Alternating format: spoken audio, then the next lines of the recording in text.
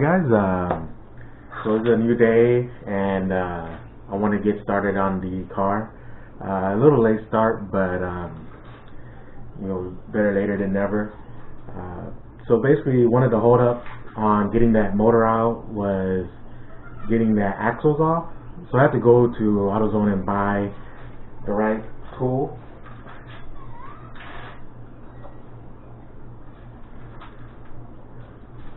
So in order to get the axles off a Volkswagen, you need one of these tools right here. It's basically multi-points.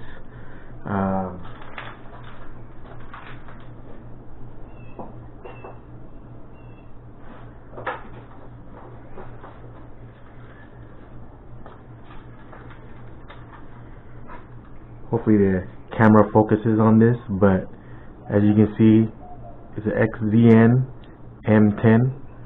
3H is just my socket, but you know, XZN and a 10mm or M10, and that's what you need to get the axles off. So the goal today will be to get that motor out. Once I get that motor out, I was going to be tearing out a lot of the wiring and some of the other things that I may need for a future swap for my brother. But I guess we'll see what happens. Let's go ahead and get started.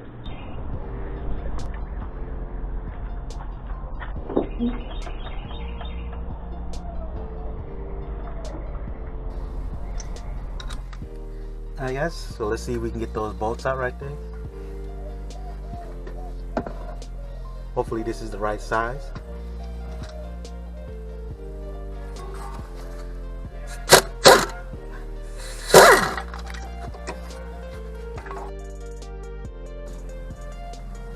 Having a hard time getting the air tool in here, so we're gonna have to do this the hard way. The old-fashioned way, I should say.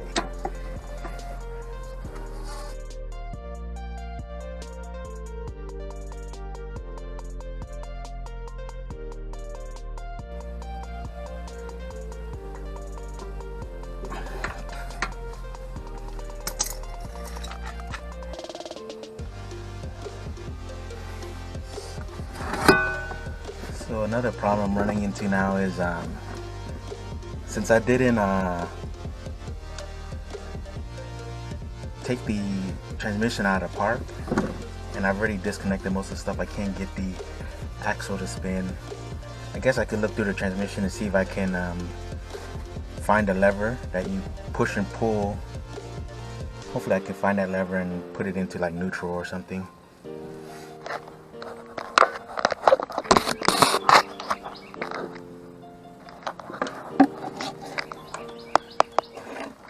Alright guys,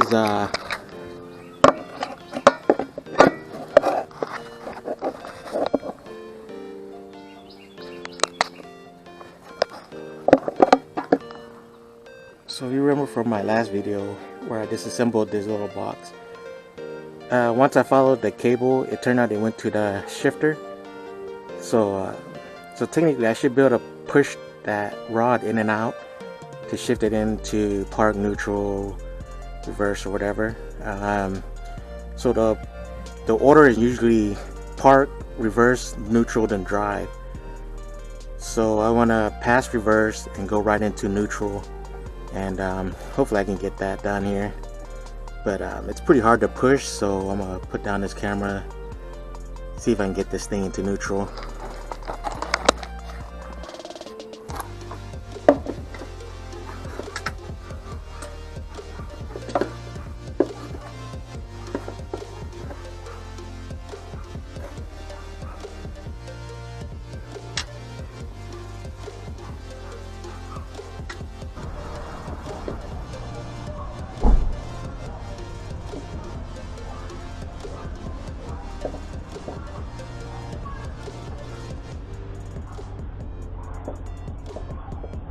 Hey there. You see you're busy. I've got a package for Junior. Oh yeah. Can you just leave it here? Yeah, you can just put it right down there, man. Alright, man. Thank you, buddy. No worries. Have a good one. Thank you too.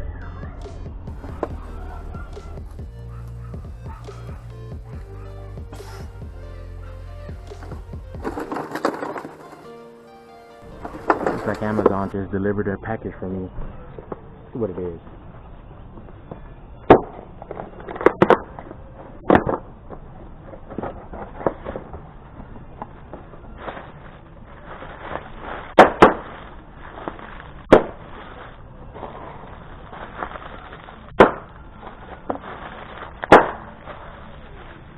I always enjoy doing that.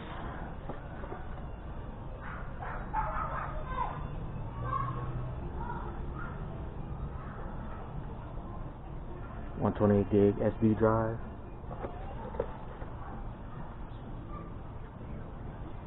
SD reader.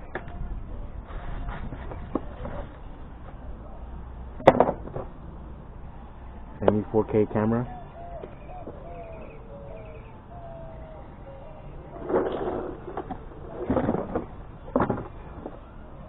Not a bad little surprise for today. I didn't expect it to come in this quickly, but the Amazon Prime does help.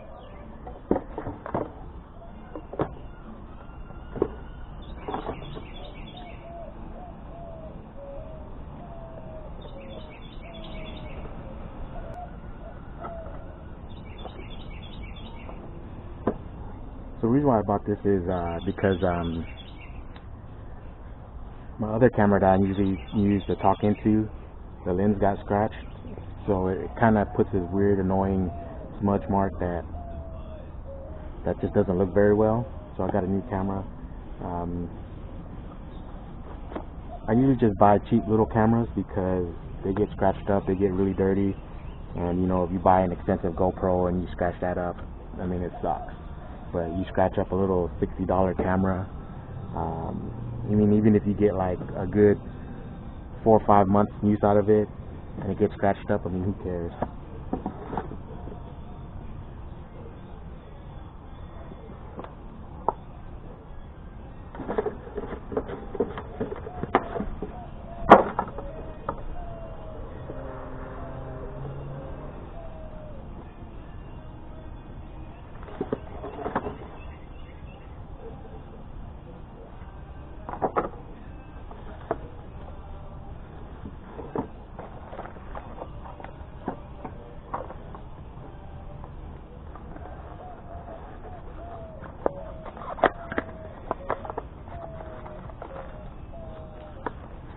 Accessory package, I guess.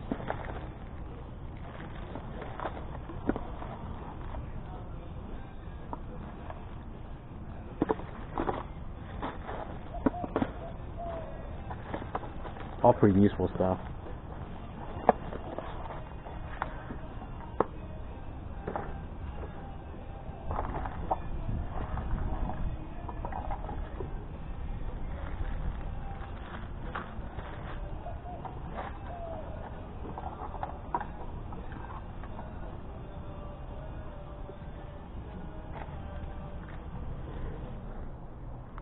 It's a 4K camera, but I don't shoot in 4K just because the file's too large. And since this is YouTube, you know, most people are going to be watching this on their phone or on their computer screen. While 4K will make the picture look a lot better, in all honesty, it's not worth the hassle yet, just because most people, even though they have high-speed internet, most people still can't truly stream true 4K anyways. So, you know, 1080p is plenty fine for YouTube. So, and on top of that, you get a lot more video streaming. You get a lot more video with 1080p than you would with 4K.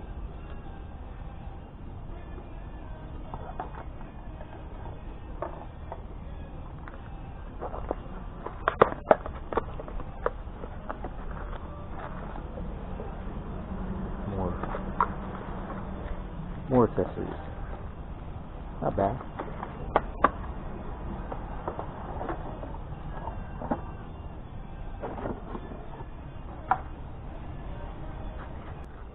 Yeah, the power's on. That's a good sign.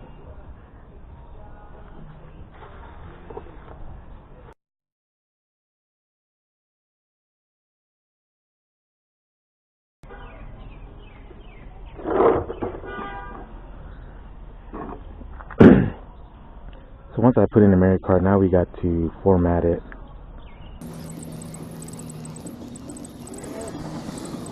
Should be somewhere here. Format. Come on, format.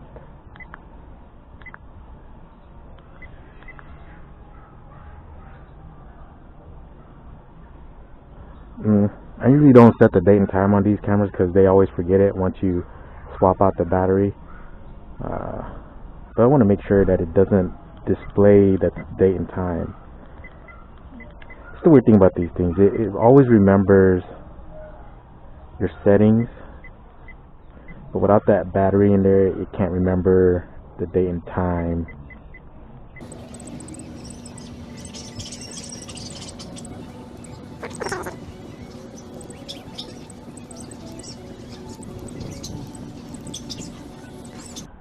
So UHD should be 4K, QHD should be 2K, this should be FHD P60, that's 1080p 60 frames per second, and this should be 1080p 30 frames per second. We want 1080p 30 frames per second.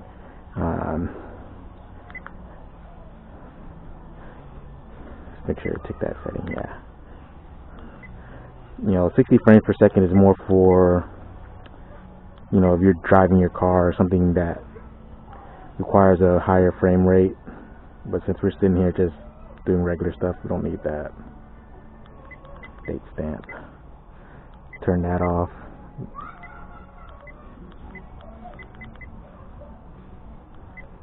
Sizes. This is just for when you take pictures. I never need these to take pictures, so we don't really care.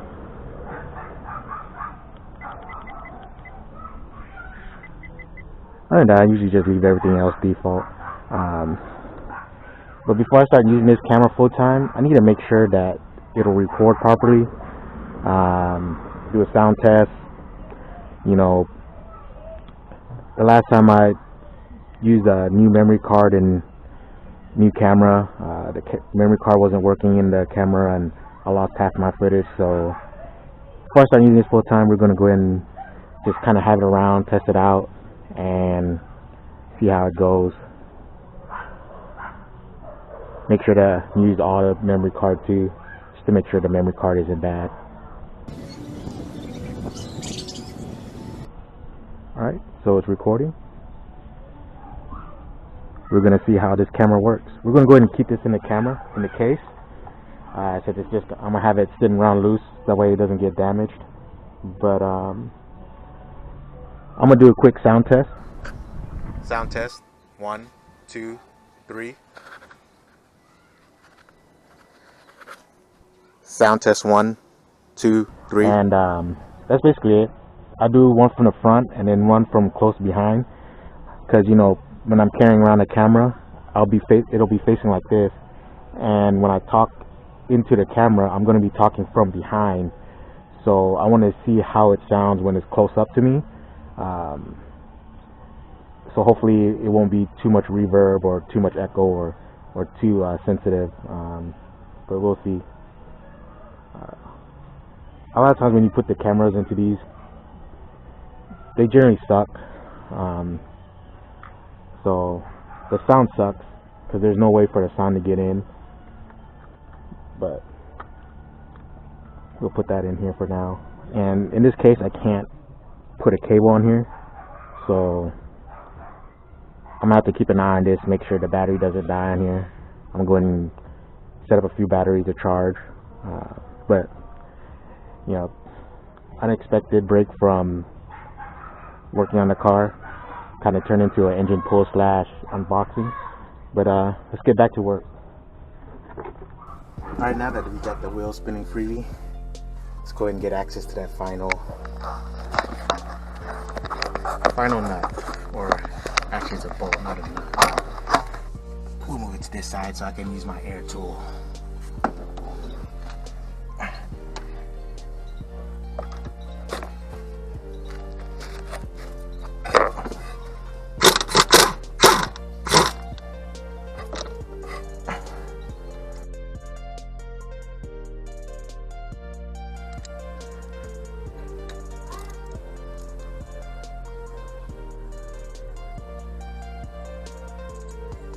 So now that the wheels are off the ground and it's in neutral, the wheels are spinning when I try to remove the axle. So I'm gonna use this to jack up the tire, to put pressure on the tire, keep it from moving.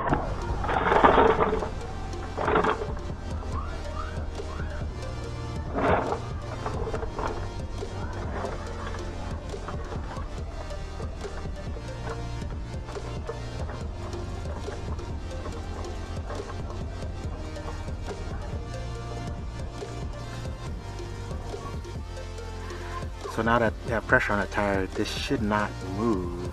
Hopefully, in theory, guess we'll find out.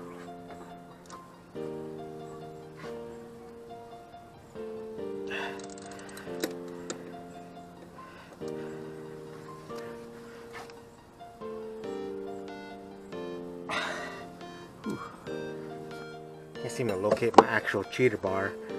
I guess I'm gonna have to go to a hardware store and see if I can find a new one, replacement cheater bar. But I guess for now, you can just use this wrench.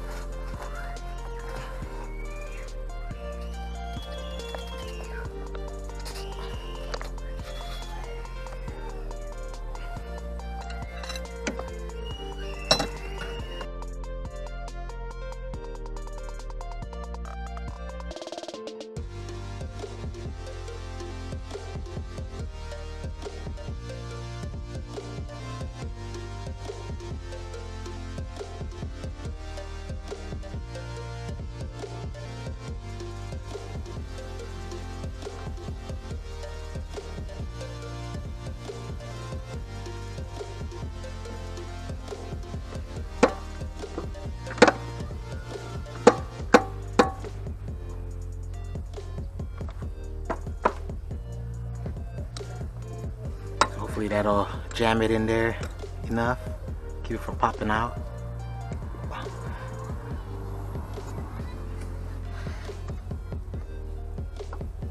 There we go. Can't see if you can tell on that or not, but the reason why I was having a hard time going, it looked like someone stripped it out. Maybe they tried to use something that wasn't supposed to fit in there, but we got it out, so no problem. Alright, so sure got everything disconnected.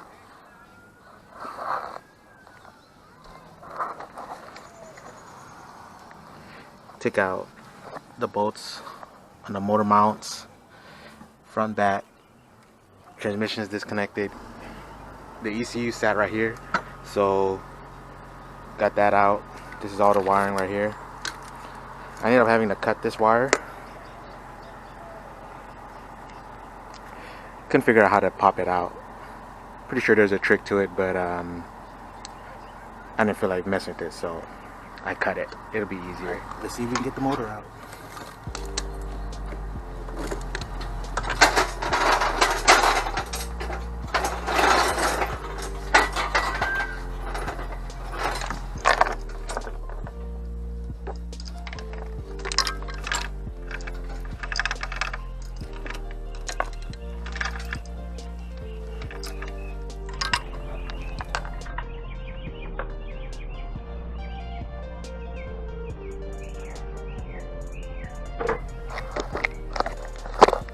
A little bit of issue.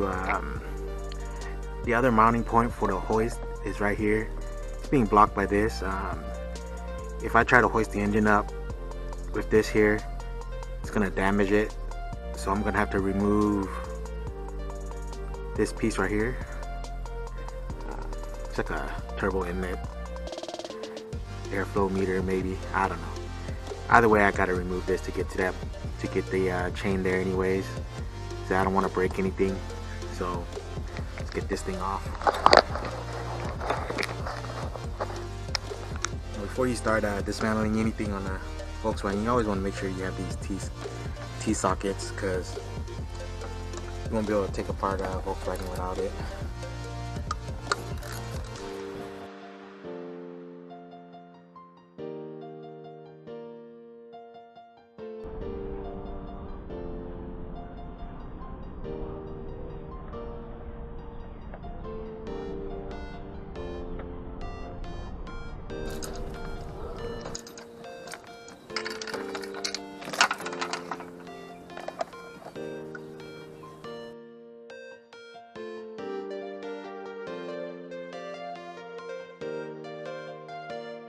So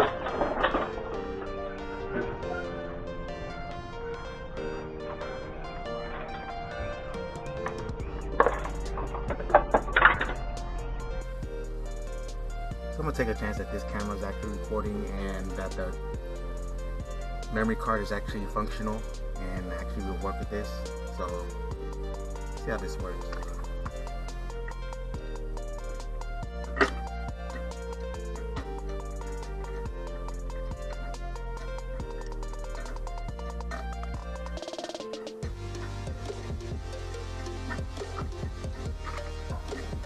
Transmission getting caught on the bottom cross member.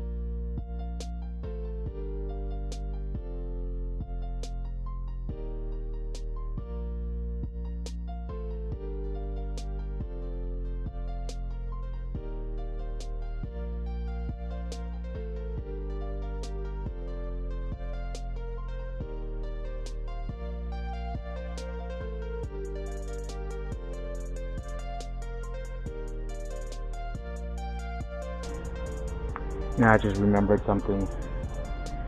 This is an automatic transmission. So I'm used to manuals. Just knock off the transmission bolts, pull the transmission right out. But automatics usually have little screws on the flywheel. So I don't know how you take them off here.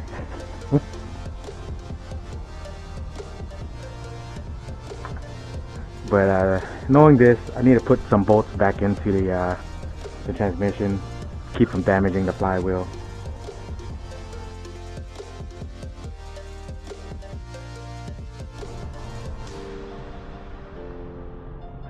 I don't remember seeing any kind of plate down there to access the bolts. So I'm gonna have to figure out how to get those stupid bolts off the flywheel. Because of this, it's getting dark outside. I'm gonna see if I can get it inside my garage. It's gonna be 100 times harder getting this into my garage with an engine on there and transmission. But screw it. I guess we'll see what we can do.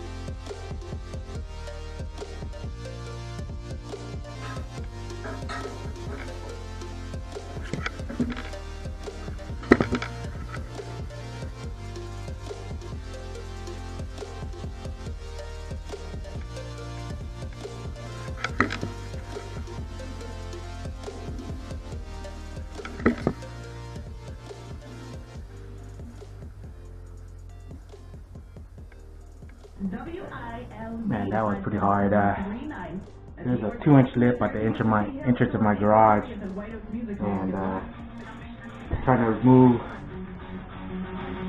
small hard metal wheels over a 2-inch lip with over 600 pounds on it. Not really an easy thing to do, but I got it done. So hopefully we can figure out how to get the screws unbolted from the transmission plate.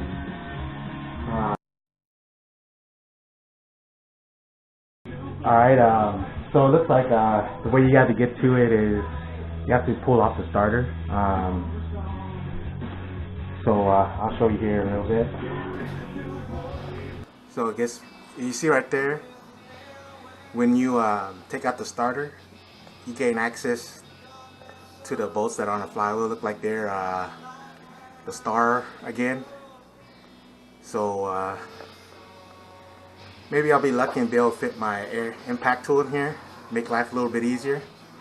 But let's go ahead and get started on that. Again, I was owned by some German engineering, German pain in the ass, whatever you want to call it. But apparently they use maybe like a T55 star screw on the transmission plate. So I don't have one that big. The biggest one I have is a 45. So it's probably like 55 or even like a 65, because that 45 fits in there pretty easily.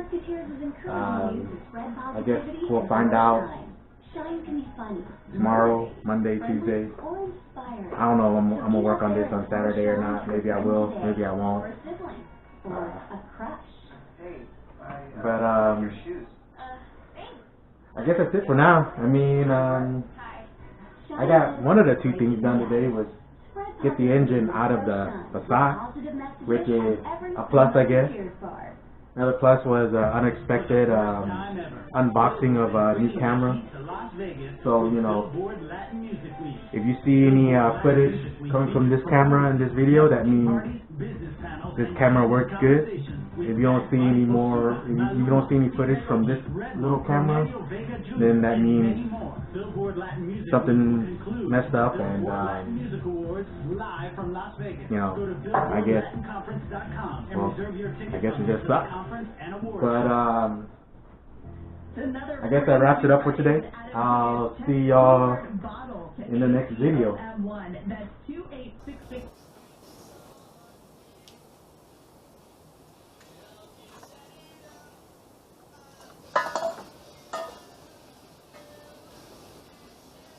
Alright guys, I guess we're going to continue the testing of this new camera. I guess you can consider this bonus video. You can either watch it or not. I'm going to put it at the end of the video that I just posted, so that way, you know, you can choose whether or not you want to watch it. But we got the motor out and getting a little hungry, so we're going to smoke some meat. And it's also a good way to test how this camera works in the dark. The previous version didn't work too well in the dark, so I guess we'll see how this one works. If you see this footage, that means it came out good enough. But at minimum, I want to make sure that that I can record the majority of the SD card that's on here. And the best way to do it is just to use it and see if the video or any of the files corrupt when the SD card gets too full. But let's go ahead and start grilling this meat up.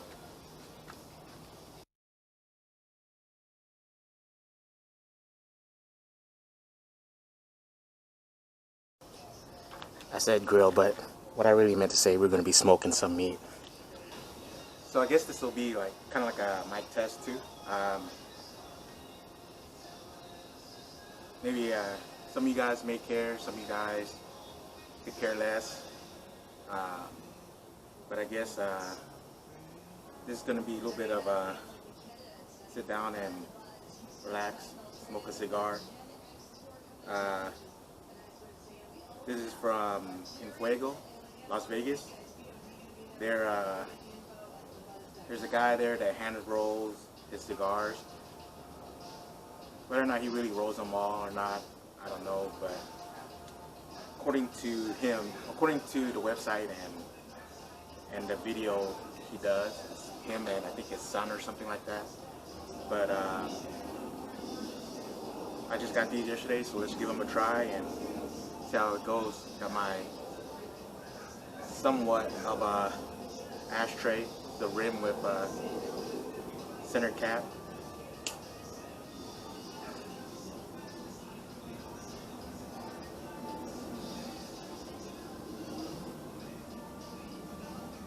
Gotta toast the end a little bit.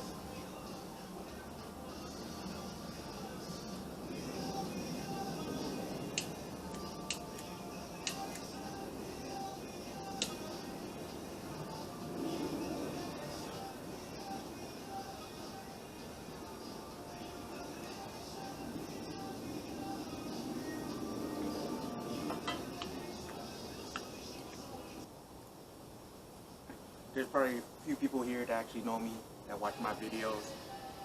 But for the most part, most of you guys probably don't know me.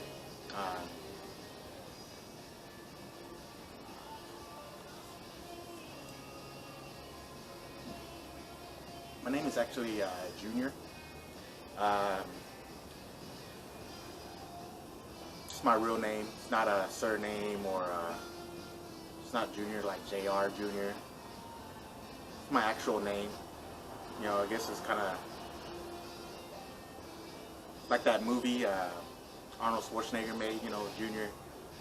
I guess you could say I'm like his love child, I guess, or not. I guess you could see some resemblance, maybe. Not really, but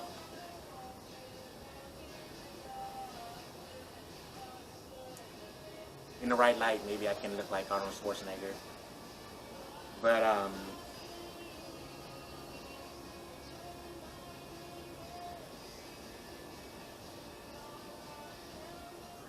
YouTube actually demonetized my channel a few months back because I didn't meet the minimum requirements.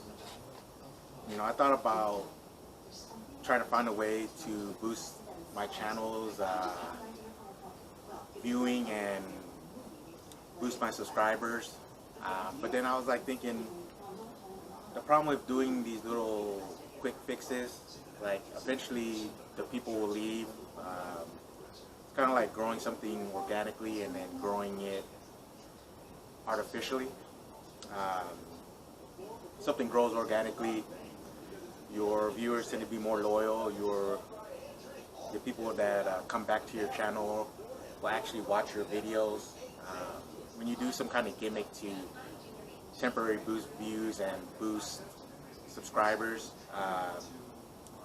they usually come once you give them what they came to get. They go and they probably never will come back again. So at the end of the day, I'm really not losing much when YouTube demonetized me. I mean, I probably made like past 4 or 5 months, I probably made less than $100 on YouTube. But then, you know, I was just starting out. I don't really get that many. When I initially started this, I actually wanted to make a video on that Toyota Tacoma because no one had any videos of anyone actually doing a 4x4 swap on the Tacoma. There's a lot of little write-ups and a lot of knick-knack videos, but no one actually had a good video of them actually doing a swap on a Tacoma, and I just wanted to share that. And that's why, you know, when I first started, it started with the Tacoma swap. And then I fish too. You know, I enjoy fishing, I enjoy hunting. So, you know, I decided whenever I go fishing, I'll post videos of me fishing. So that's why you see a lot of random fishing videos, a lot of videos like this where I do copart or whatever. The channel will grow and hopefully it'll be able to pay for itself essentially. Basically, you know, be like a true side income for me on top of all the other stuff that I do. But for now, I guess it is what it is. I kind of enjoy doing this, so it's not like a big loss. I guess the good thing is YouTube doesn't really charge anything to upload videos. So if anything, I got free storage of videos for some of the stuff that I do in life, and you know, it allows me to share some of the things that I do with the world. You know, maybe share some things that people otherwise would never see. You know, kind of like my Tacoma swap. If you actually Google or look up Tacoma 4x4 swap on a pre-runner, on a first-gen Tacoma, I'm the only videos that show up that actually show the process of doing this swap. I have another project that a lot of you guys watching this will have never seen yet. Even like in my little random pictures or random videos, you guys haven't seen it in any of the videos. I think only 2 people know about this project right now. One's my brother, and one's an old friend of mine. So that video will start as soon as the Passat and the Subaru get done, and might be a cool video, might not be. I guess it depends on what your interests are. There's a couple of videos on this already out on YouTube, but you know, this will be kind of a little bit different from what I normally do.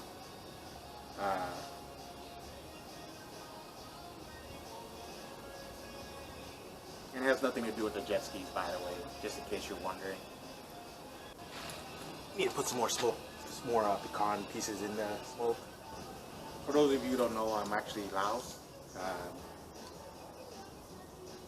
If you don't know what that is or where that is, look it up. Family came over here back in the 70s. I've been in Houston all my life. I've visited other places, but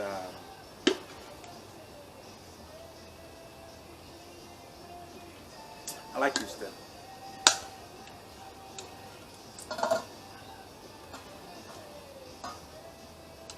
Some people either hate it or like it. What do you think about it? Houston is a good balance. So basically what got me started on this whole copart car thing was when I bought that Subaru Legacy. Some of you guys have seen it, some of you haven't. You know, if you haven't watched it, check it out. It's actually one of my playlists. I kind of bought the car somewhat accidentally.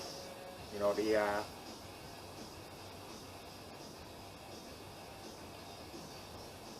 I put in a pretty low bid on that car. Given what those cars typically sell for,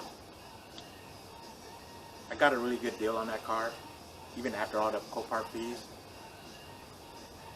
You know, if you watch that video, you know, I guess you could just skip to the last video and see the whole process in a few minutes, or you can watch all the videos.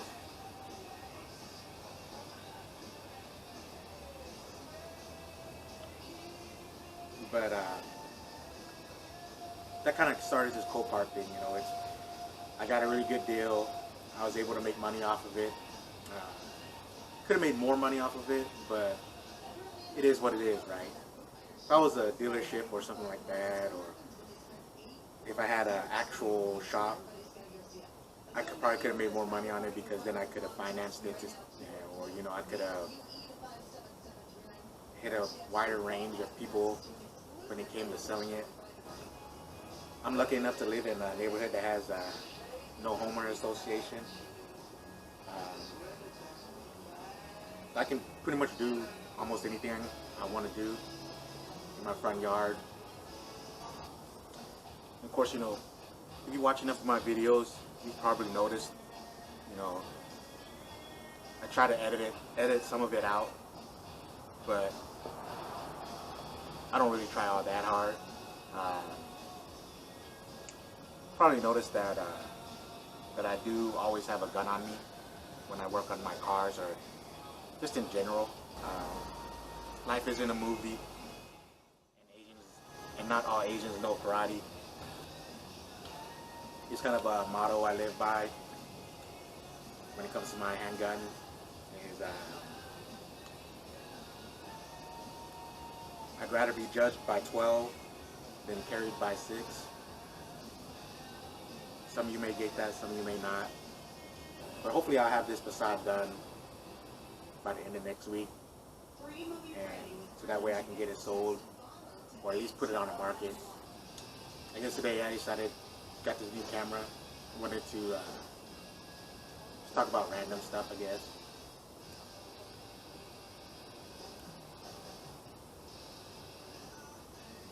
It's also a good way to test out this camera. Good way to smoke a cigar. Well, for the most part, my neighborhood is pretty laid back. Most of my neighbors are pretty keep to themselves. They don't complain too much.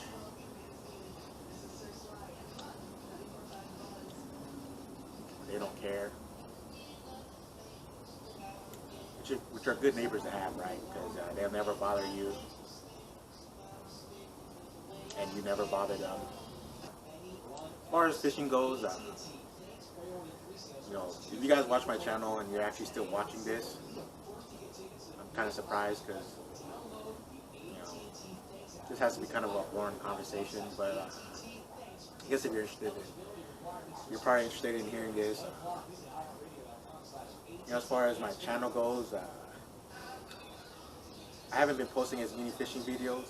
It's not that I haven't been fishing. It's just I haven't really been catching anything good, or sometimes I don't catch anything at all. So, you know, that's why it's fishing. You know, sometimes you catch fish, sometimes you don't. And so, you know, I haven't been posting that many fishing videos. I actually plan on going fishing next week. The weather is actually looking pretty ideal for fishing next week. You know, this past month, 2 months, actually, the wind has been really coming down. You know, and I generally don't like fishing on rough days just because I do it for enjoyment.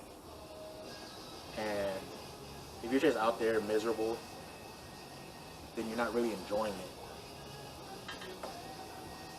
And what's the point of doing something that you're not enjoying? Because after all, this channel, I started this channel just to show me doing things that I enjoy. And if I'm not enjoying it, then what's the point of doing it? You know, this is not really my job. I mean, I guess I could make it my job if I got popular enough, but I'm nowhere near that.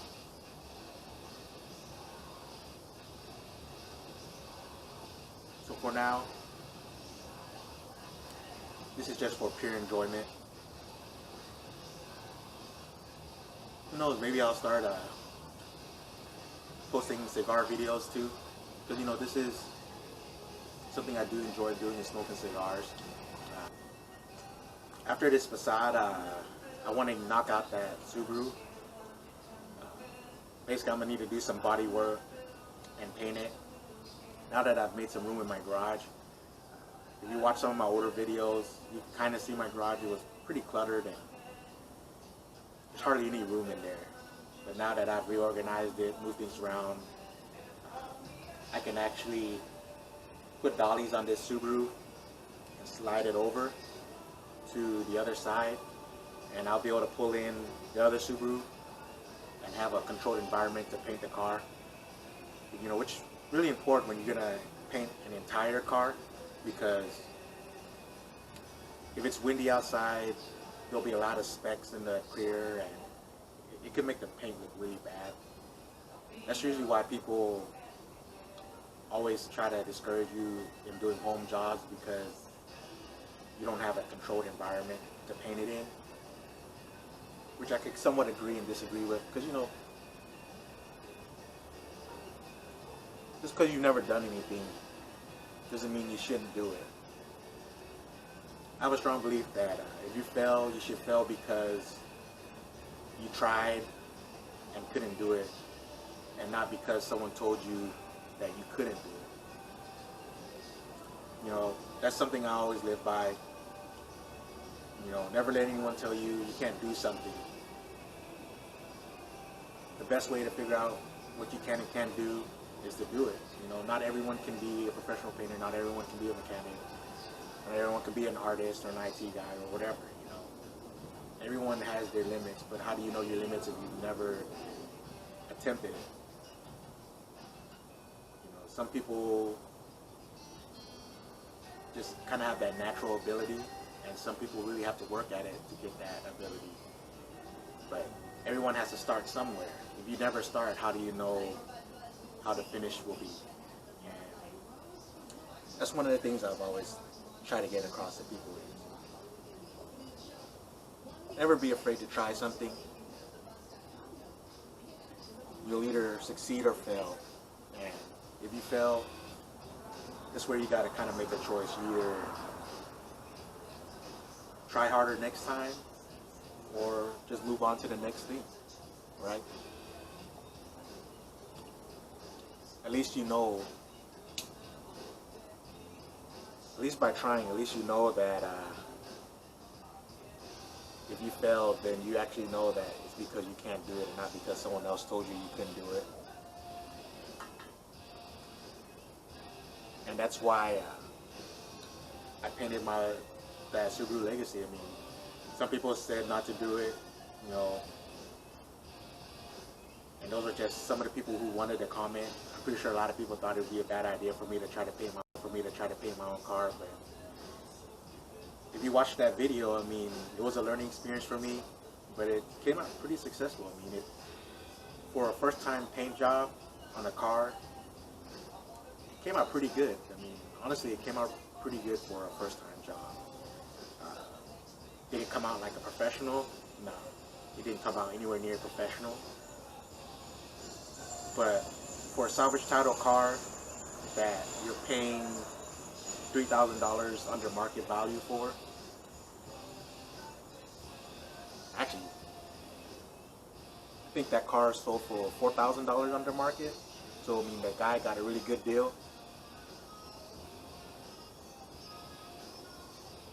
And the paint came out pretty decent. I mean, there's people out with shops that do that paint professionally, and it still comes out the way my paint job came. And that's from personal experience. I mean, I've paid people like $300-400 to paint like small quarter panels and things like that, and they came out pretty much how my paint came out. The only difference is I paid them $300-400 to do something I could have did myself and learned.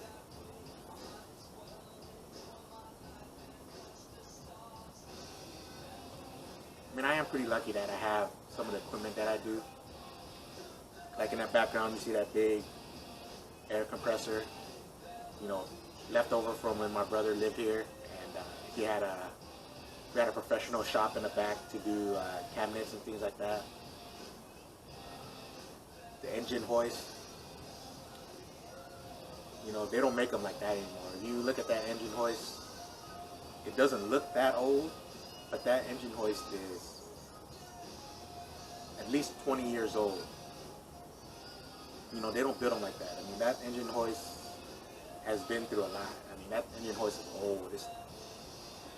I remember my brother bought it back when I was like 15 years old. And he bought it to pull a motor out of a Honda Civic. And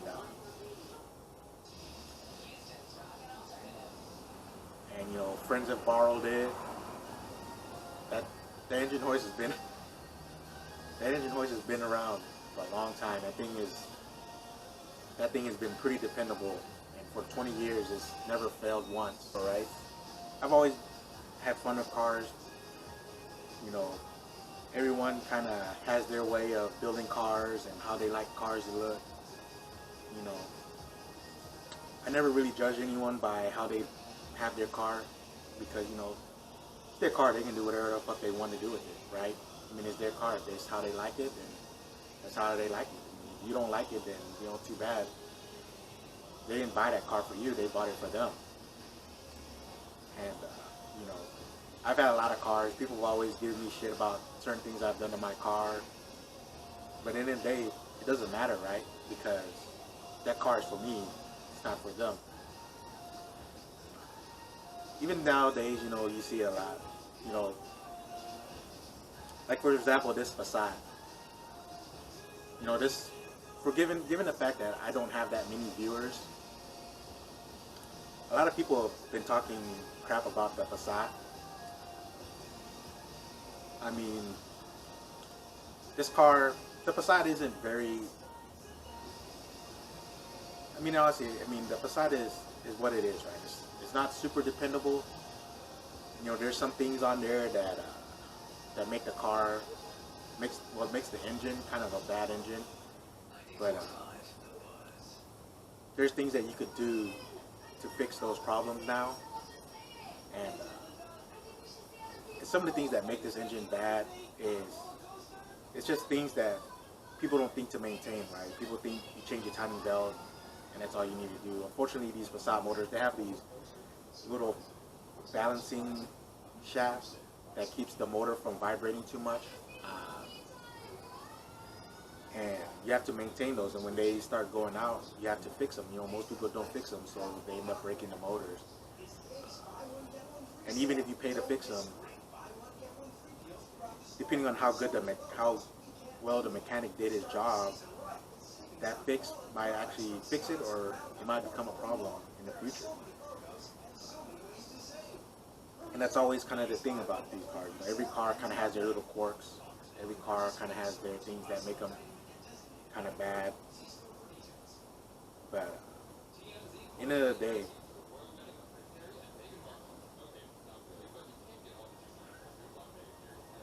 what you can get a Passat for, it's a pretty good car. I mean, you get a turbo diesel, 40 miles to the gallon.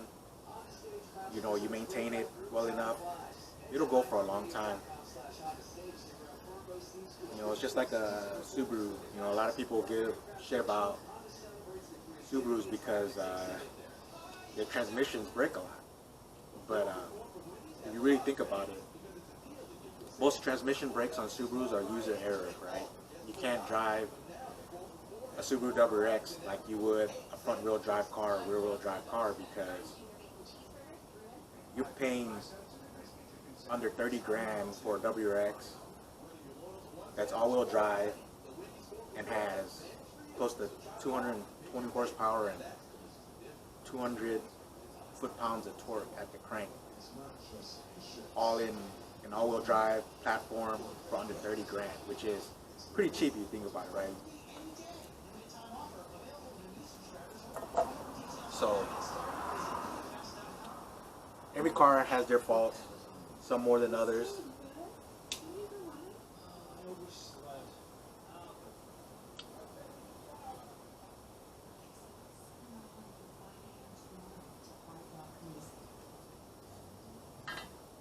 And to be honest with you, a lot of it has to do with user error. You know, you can't drive a car to the ground and complain that the car broke down on you because you didn't maintain it. In some cars, you know, no matter how well you maintain them, they still break on you. But the main reason why I like Subaru is because of my lifestyle. You know, I've had a lot of Subarus, and they all fit my lifestyle, right? They can handle well on the road. You know, they're fuel efficient. They could take me to the beach. There's been a lot of times when I've gone to San Luis Pass by myself, and if you're in Houston or the Houston area, and if you've ever been to San Luis Pass, you know that that beach is pretty unforgiving sometimes. I mean,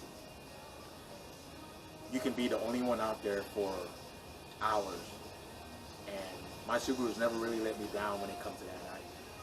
I've gone through some pretty tough sand and came out with no problems. You know, a lot of people get stuck out there. You know, people get stuck out there for hours, and sometimes people get stuck out and they can't get out to the next day, and someone finally decides to roll on by and help them out.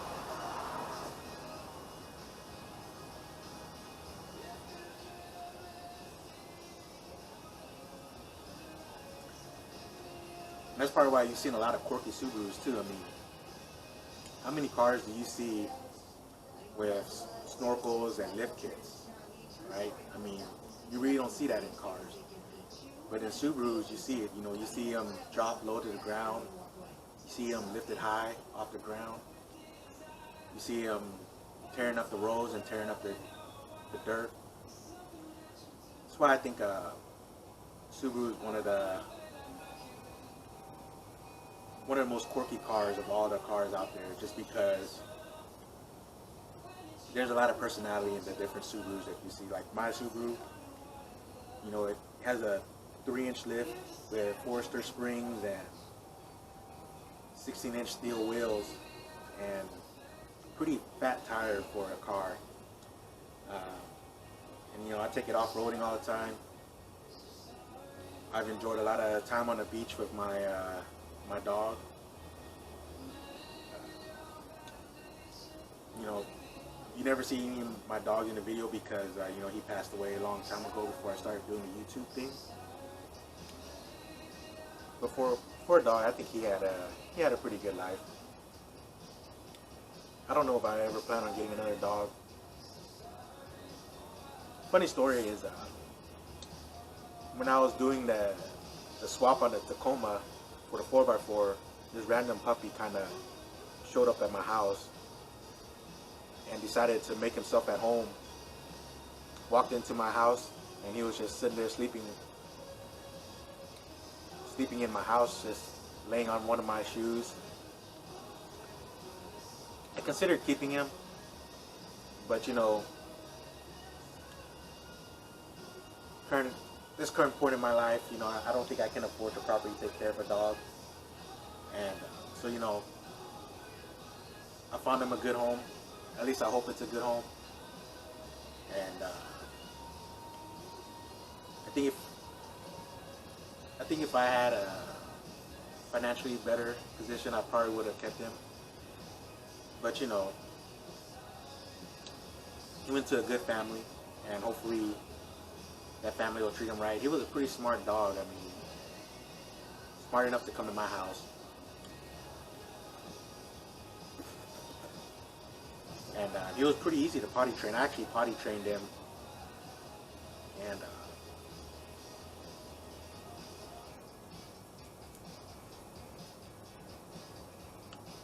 smart dog. You know, I kind of feel bad because, you know, he probably didn't understand why he had to leave, or why he got sent away to a new family. You know, because technically he probably did choose me. But, you know, he was still young, probably only a couple of months old, so, you know, he'll get over it. But, you know, at least I hope he'll get over it, because whoever owned him, whoever had him before abandoned him, and technically I abandoned him. But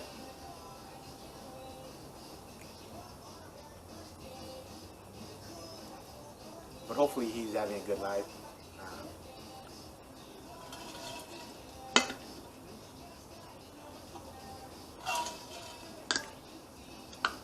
But the cigar is done, and my barbecue should be done now.